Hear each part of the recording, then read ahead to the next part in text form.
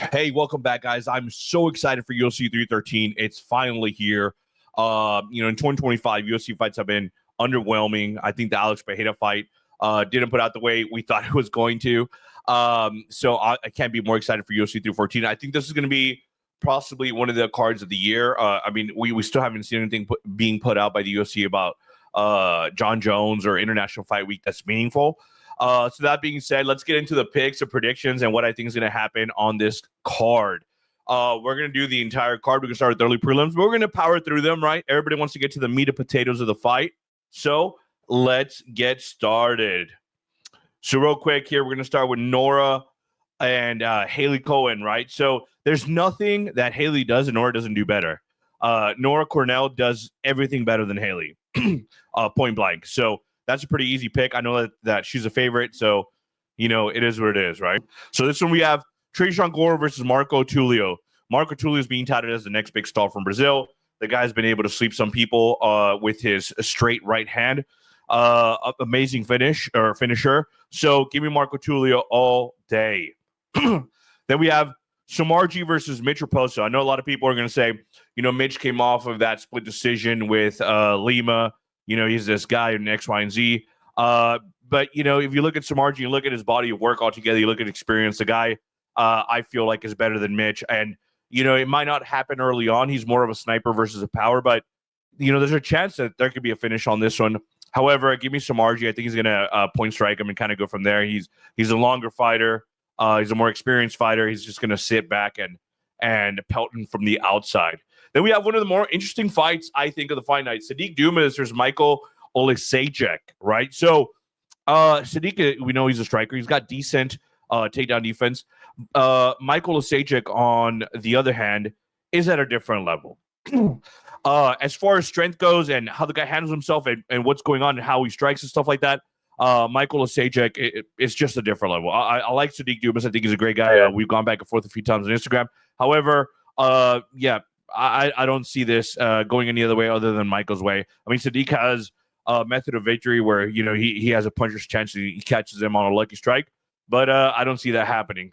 So that's it for the early prelims. Let's move on to the normal prelims. So Darren Elkins versus Julian Erosa. I think if this fight was happening a few years ago, I think we would go with Darren Elkins, altogether his body of work, who he is as a fighter, just how well-rounded, there's a lot of different things that could go for Darren Elkins. However, Father Time is undefeated, and he's stepping into the fight as a 40-year-old, right?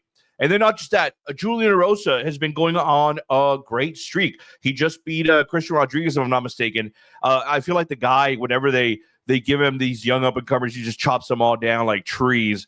So I'm looking at Julian Erosa to keep in that, manner and take out Darren Elkins relatively easily. So give me Julian Erosa on that one.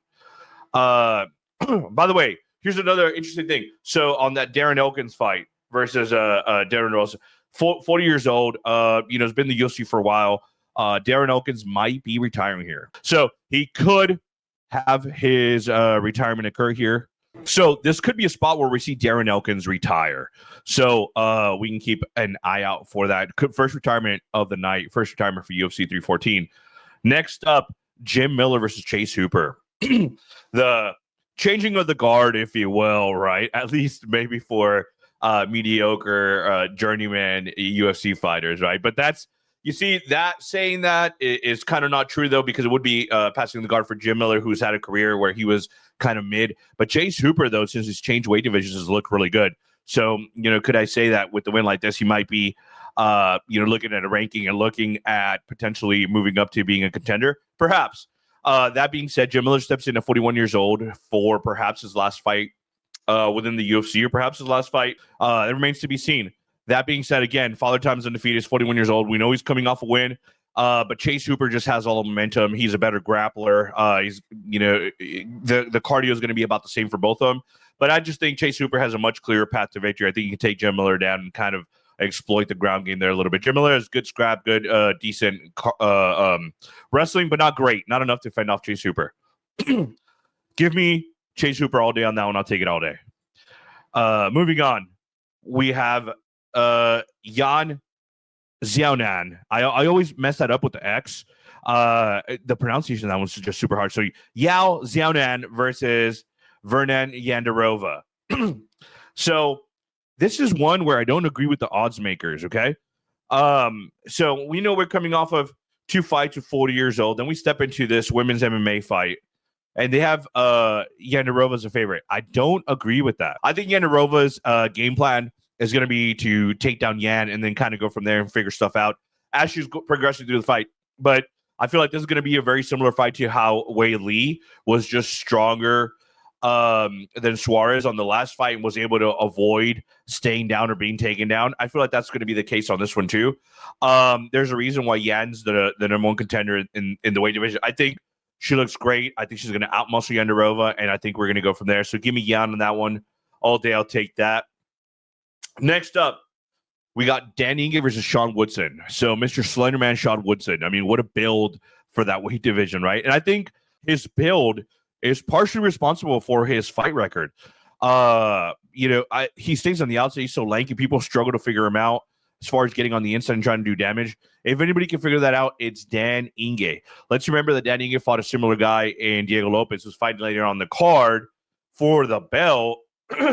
But in this instance, I do think that, Sean Woodson is going to be a very, very difficult fight for Dan Ige. I don't know if Dan Ige is ready to quite figure that out. I think Sean Woodson's got some momentum moving forward. Dan Ige is not old. He's 33, I want to say. I think this is going to be one of the ones where it might be a 50-50 fight. It's going to be super interesting to watch. There's a giant physical disparity here. Yeah, so they're listed 6'2" and 5'7". So yeah, there's a giant discrepancy here about what's going to happen. So yeah, this is one where it's kind of hard to pick. If I have to go somewhere, I'm going Sean Woodson just because he's got the momentum and he's got, the youth advantage, his longer advantage. I mean, he's got every physical attribute advantage over Dan Ige. Dan Ige has experience and is a dog, though. And how do you rate that, right? So give me Sean Woodson on this one, but not by much, which I think the odds makers did a good job of doing that. And that's your featured prelim. So let's move on to the main event. So first fight for the main event for UFC 314, Nikita Krylov versus Dominic Reyes. What a way to start off the pay-per-view, right? What a way to start off the main event. I think the two big guys, two former contenders. Dominic Reyes still, in some people's mind, beat John Jones. So I think this will be one of those fights where they're both older guys and on the way out. However, they still have enough to put on a show. On this one, there's not a lot that can show to go either way. I think if Dominic Reyes can turn back the clock a little bit and show some of his former self, unlike his past couple of performances, I think he'll put up, a good chance versus Krylov. But a lot of people are just having Krylov just because he's a dog. He's a dirtier fighter. His cardio is better than Dom's. He's going to exploit him on the feet. I don't know. This fight can go either way. I want to say maybe let's go a little bit old school. I think Dom is in the best shape of his life. So give me Dominic Reyes on this one. We're going to go against odds makers just because I think that Dom has been looking good here recently, and given the stuff he's put out, he's been looking sharp. So give me Dom Reyes, and we'll go from there. All right, the next fight on the main card is the people's main event. It's Bryce Mitchell versus John Silva. It's good versus evil. At least that's the way the fight's marketed so far.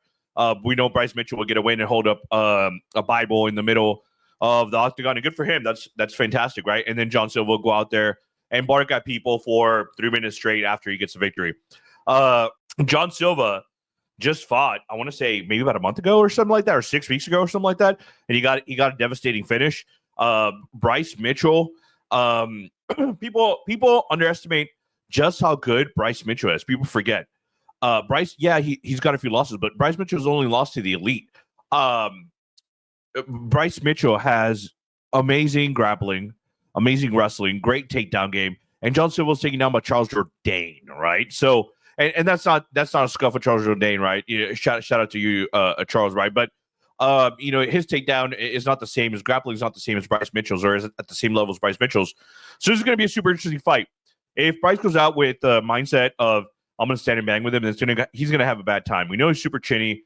Especially after the Emmett, was it the Emmett fight? I want to say it was the Emmett fight. So, yeah, it's gonna be definitely an interesting fight. I want to go against the odds makers. I want to say the odds makers. Yeah, the odds makers have it minus 278 for John Silva. Give me Bryce Mitchell. Give me the guy with a little bit of that awkwardness, a little bit of that craziness, because Bryce Mitchell can turn it into a brawl. He'll take down John Silva if John Silva forgets his frame, and then he'll go from there. So give me Bryce Mitchell to upset John Silva, which, by the way, also the way that us, the fans, would win in this fight is if Bryce Mitchell gets the win, because that post-win interview is going to be ridiculous. Just bar none, it's going to be ridiculous. So let's hope that us, the fans, get a little treat and Bryce Mitchell gets the win. If John Silva wins, then so be it. It'll still be interesting, but it won't be as interesting as if Bryce Mitchell wins. So that's going to be freaking awesome. All right, let's move on. And we have Yair Rodriguez versus Fabricio Pitbull. The guy's coming off of Bellator. Yair, we know who he is. We've seen enough of him in the UFC. He's a very sharp, a striker, long, lanky, beyond super athletic. He can get you with anything at any time. Stereotypical karate kickboxing stance. The guy's fantastic. We know who he is. We know what he's done. He's been fighting at the highest division, at the highest level for X amount of time, and he's only lost to the elite, right? So another one of those guys that's just a hair outside of the elite. Fabricio Pitbull, though, is a completely different story. He was in Bellator for a long time, which, by the way, I think he's got a win over Michael Chandler, who's the next fight over on the same card. So super interesting how there's a couple of fighters that have that going for them on this fight. However, Pitbull, in this instance, coming off of Bellator, doesn't have the same, name recognition or the same strength of record as you've seen other people that come from Bellator into the UFC. So I feel like, it's not even a feeling. So people just lost a meaningful fight in Ryzen, right? Who, if you in the grand scheme of things, even though they're an amazing organization, whom I sometimes watch as well, and they've had notable fighters there and stuff like that. He lost in a bad KO, just not his fight before this, but the one before that. So, I know that he can be a dub, but and there's so many stuff that's going against him. He's coming in at 37.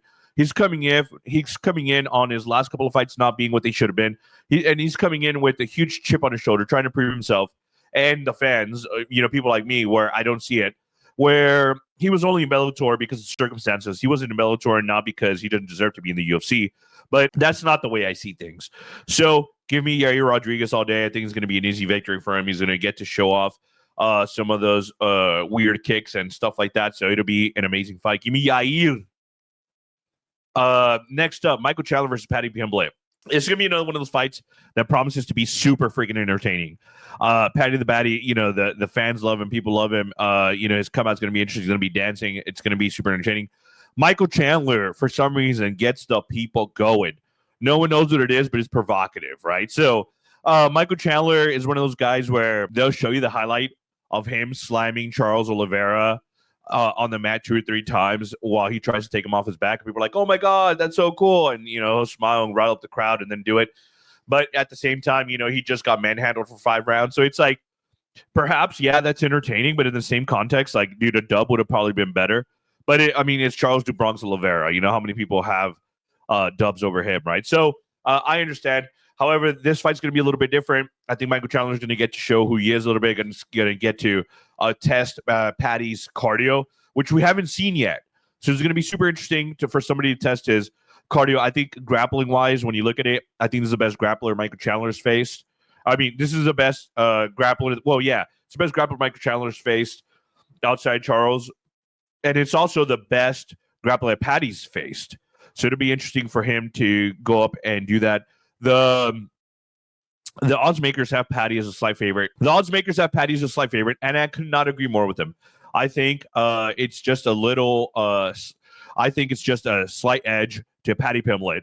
I think he's a better striker, and I think those hands are gonna be a little bit of his opening for the grappling, and then kind of go from there. And plus, Michael Chandler, after a certain amount of time in every single fight, just throws caution to the wind and just gets going. Which, again, another good trade if you're trying to see an entertaining fight. Another good trade if you want to be fan friendly. So, yeah, it should be a super interesting fight. Michael Chandler, Paddy Pimblett. A lot of people, might talk shit on Chandler for waiting on the Conor fight, but that Pimblett fight's going to be super entertaining. I'm very much looking forward to that. Give me Patty Pimblett.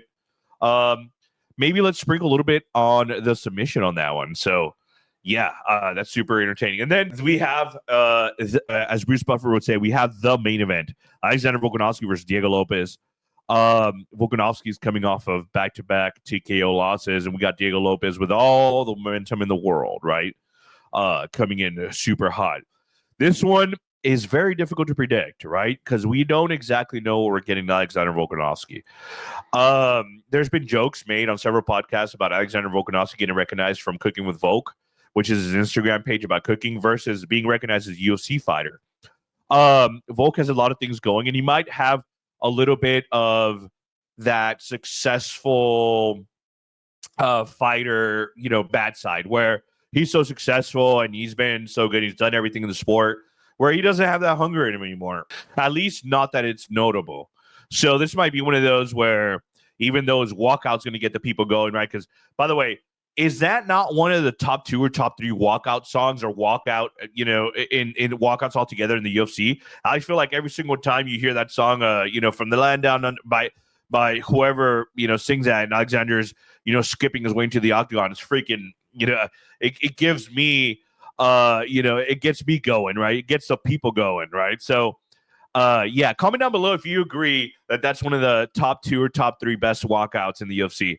So that being said, then we have Diego Lopez. Diego Lopez is all momentum in the world. He since he got to the UFC, he's been doing fantastic. After he almost beat Mosar Ilyavov in his debut, Dana White's been fast tracking him, and I mean he steamrolled over everybody except Danny Ige, right? But outside of that, he's been doing fantastic. So right now, the odds makers have Volkanovski as a very, very tiny favorite. He's minus 122. So tiny favorite. But I have a feeling that the money's I have a feeling that the money's going to be coming in on Diego Lopez the more we get closer to the fight, especially after weigh-ins.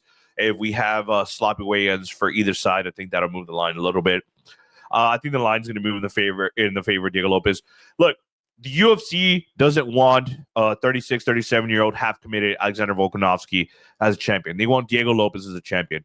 And I want to be honest with you, I do too. I think Diego Lopez is not only going to get the dub here, but he'll be super entertaining to watch. He can defend here. And all of a sudden, guess what?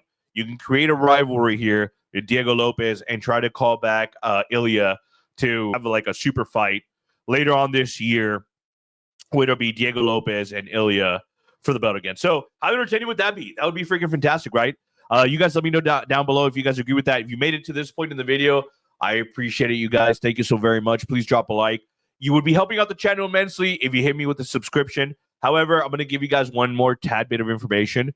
I don't know how true this is, but I heard that if Alexander Volkanovski loses on this one, in a TKO fashion or something like that, he's been advised that 3 knockouts in a row is not a good thing, especially at 36 years old, especially after having had the career he's had in both rugby and MMA.